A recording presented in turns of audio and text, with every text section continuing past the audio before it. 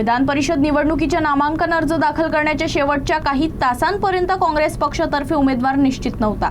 नागपुरातील रवी भवन इथं सर्व ज्येष्ठ काँग्रेस नेत्यांची बैठक झाली। त्यानंतर शेवटच्या तासाला काँग्रेसकडून 2 नामांकन अर्ज दाखल करण्यात आले। काँग्रेसतर्फे अतुल लोंढे आणि दिनेश ढोले यांनी नामांकन अर्ज दाखल केला। एकीकडे सोमवारी भाजपने शक्ती प्रदर्शन करत महायुतीच्या उमेदवारांचा नामांकन अर्ज दाखल केला, तर दुसरीकडे काँग्रेसच्या गटात मात्र वेगळेच चित्र होते। नामांकन अर्ज दाखल करण्याला शेवटचे काही तास उरलेले असताना उमेदवारीबाबत ज्येष्ठ नेत्यांची बैठक सुरू होती। खासदार श्याम बर्वे, आमदार अभिजित वंजारी, आमदार नितीन राऊत, माजी मंत्री सुनील केदार, शहराध्यक्ष प्रफुल्ल गुडधे पाटील यांच्यासह इतर पदाधिकारी आणि प्रमुख कार्यकर्ते उपस्थित होते। मात्र उमेदवारीवर शिक्कामोर्तब होत नसल्यानं खुद्द काँग्रेस पदाधिकाऱ्यांकडून आश्चर्य व्यक्त करण्यात येत होतं।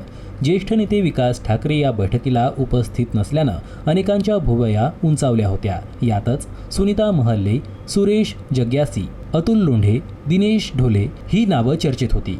नामांकन दाखल करण्याच्या 1.5 तास आधी अतुल लोंढे आणि दिनेश ढोले यांनी नामांकन अर्ज दाखल केला। अतुल लोंढे हे प्रमुख उमेदवार आहेत। महाविकास आघाडीचे उमेदवार अतुल लोंढे यांनी आपल्या विजयाचा दावा केला। काँग्रेसची ही वैचारिक लढाई असून विजय निश्चित असल्याचं अतुल लोंढे म्हणाले। माझे सगळे 833-34 जे काही आहेत ते सगळे माझेच आहेत, कारण त्यांना माहिती आहे मी कशासाठी लढतो आहे। मला रोज पाहतात, 10 वर्ष झाले कशा पद्धतीनं मी एका विचारासाठी लढतो आहे, लोकशाहीसाठी, संविधानासाठी, तरुणांच्या अधिकारासाठी, महिलांच्या सुरक्षेसाठी। ज्या पद्धतीनं गरज नसताना चुकीच्या धोरणांमुळे जी महागाई आलेली आहे, तरुणांचं भविष्य जे धोक्यात पडलेलं आहे, त्यासाठी सतत लढताना लोक मला पाहतायत ना।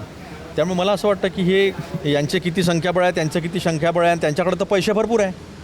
नोटबंदीच त्यासाठी गेलेली होती, पोत्यानेच भरून पैसे आहे। पण पोत्या धनशक्तीविरुद्ध जनशक्तीची लढाई आहे, तानाशाही विरुद्ध लोकशाहीची लढाई, ती आम्ही लढतो आहे। प्रश्नच नाही, वैचारिक लढाई लढतो आहे आम्ही विचाराची लढाई लढतो आहे।